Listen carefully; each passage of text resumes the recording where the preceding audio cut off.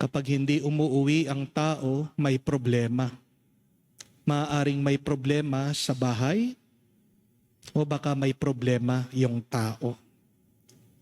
Kaya naman, sikapin po natin na magkaroon ng isang masaya, isang malusog, mapalad, mawain na tahanan. Create a home, H-O-M-E, a humble, open, merciful, and excited house, environment.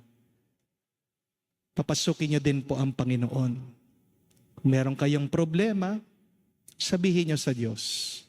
Pagdasal niyo sa Panginoon. And we are challenged to go home as better persons.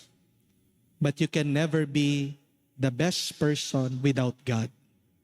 Kahit na magsumikap ka, kahit na naisin mo, dahil ikaw ay makasalanan, marupok, kailangan mong grasya ng Diyos.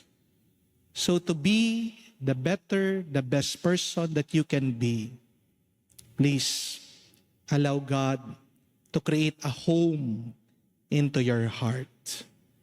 Welcome Jesus into your heart.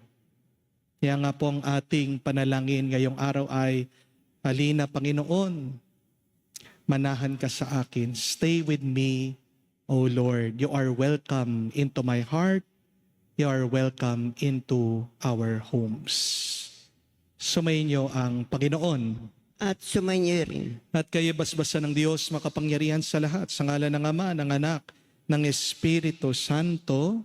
Amen. Ang ating misa ay natapos na. Humayo kayo sa kapayapaan ni Kristo. Salamat sa Diyos.